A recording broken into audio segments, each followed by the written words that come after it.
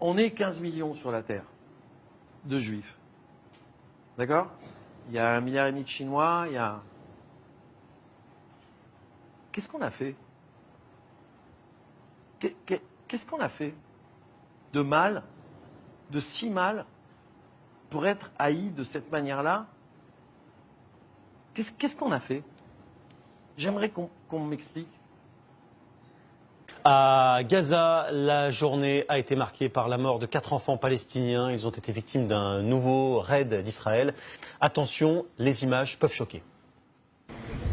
Tout a commencé par une bombe qui tombe sur le port devant nous. Que vise-t-elle? Difficile à dire.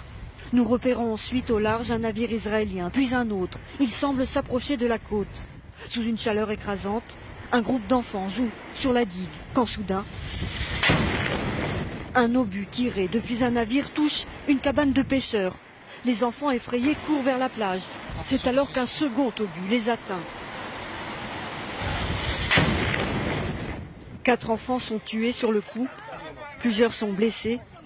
Nous tournons l'arrivée des secours, les petits corps sur les brancards et sur le sable, et les cris d'une mère choquée qui cherche son enfant. Qu'est-ce qu'on a fait de mal, de si mal, pour être haï de cette manière-là?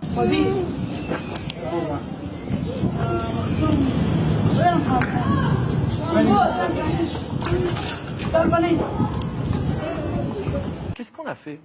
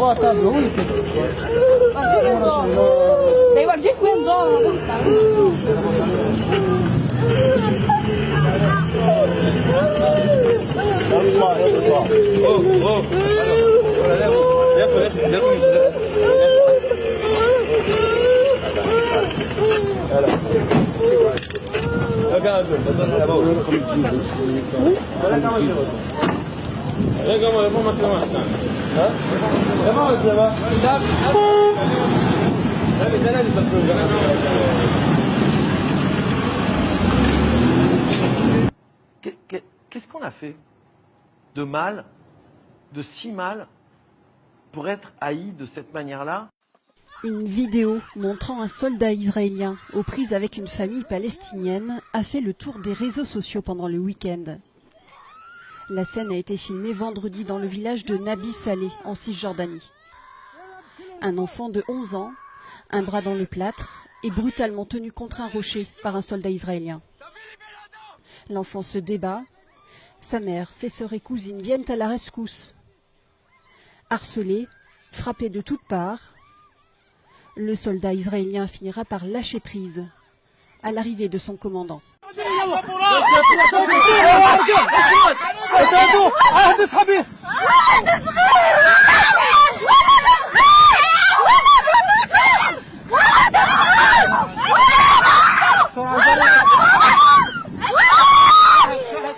Qu'est-ce qu'on a fait?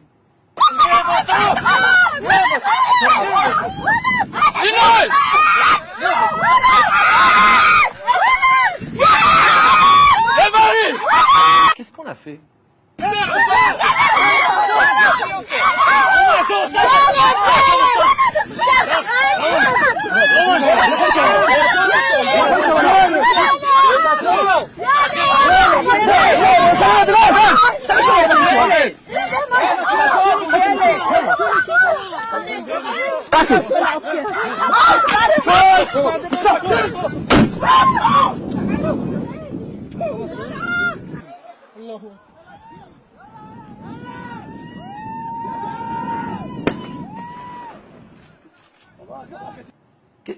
Qu'est-ce qu'on a fait de mal, de si mal, pour être haï de cette manière-là? Il y a quelques jours, le Parlement juif européen a été inauguré à Bruxelles en toute discrétion. Une assemblée où seront débattus les sujets relatifs à la question juive en Europe. Les Juifs seront représentés par 120 parlementaires. Notez que ce Parlement se trouve dans le même bâtiment que le Parlement européen. Ce sont des Juifs français et européens qui ont élu ces représentants, mais aussi des Russes, des Slovènes, des Kazakhs et même des Juifs de Saint-Marin et Gibraltar. En quoi les citoyens de pays non européens ont légitimité à élire un Parlement juif qui se prétend européen? Ces 120 députés du Parlement juif européen sont censés représenter 47 pays.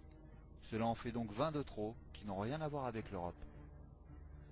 Je cite Javier Solana à ce sujet. La phrase a été prononcée mercredi 21 octobre 2009 à Jérusalem. Israël, permettez-moi de le dire, est un membre de l'Union européenne sans être membre de ses institutions. L'État juif, a-t-il souligné, est partie prenante à tous les programmes de l'Europe des 27, notamment dans les domaines de la recherche et de la technologie. Il poursuit. Aucun pays hors du continent n'a le type de relation qu'Israël entretient avec l'Union européenne. Un Parlement juif comptant 120 députés, si l'on se réfère aux écrits bibliques, cela fait 10 représentants par tribu. Mais ça n'a certainement rien à voir. Tout cela constitue une rupture avec la stratégie du passé qui misait sur l'action silencieuse et cloisonnée. Là, le lobby, qui n'existe pas, semble vouloir se débarrasser de sa cape d'invisibilité. Qu'est-ce qu'on a fait de mal, de si mal, pour être haï de cette manière-là? Au lendemain de la Première Guerre mondiale, en 1922, la Palestine passe sous mandat britannique. La Grande-Bretagne, ayant promis au mouvement sioniste la création d'un foyer national juif en Palestine, est obligée d'accepter une importante vague d'immigration des Juifs. À la fin des années 30, la proportion de la population juive en Palestine est passée à 30%. Qu'est-ce qu'on a fait? Cette situation accentue les tensions entre deux peuples qui désormais se partagent une seule terre. En novembre 1947, l'ONU approuve un nouveau plan de partage dans lequel Jérusalem et Bethléem bénéficient d'un statut international particulier ouvert aux deux peuples. Ce plan est accepté par les sionistes mais rejeté par l'ensemble des Arabes.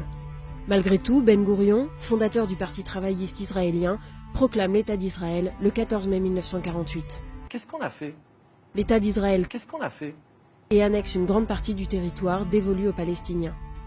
En 1949, l'armistice des accords de Rhodes scelle ses frontières. C'est la ligne verte.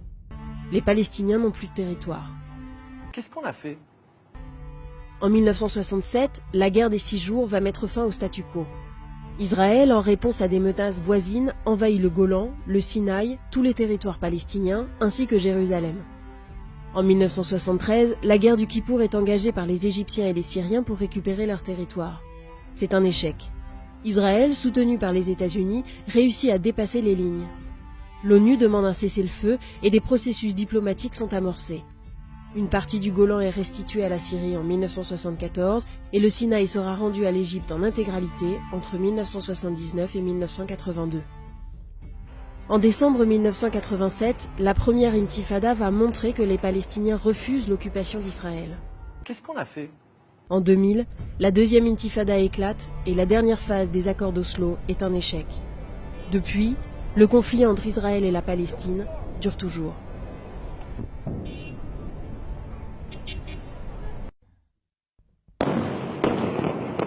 Pas de répit cette nuit sur Gaza.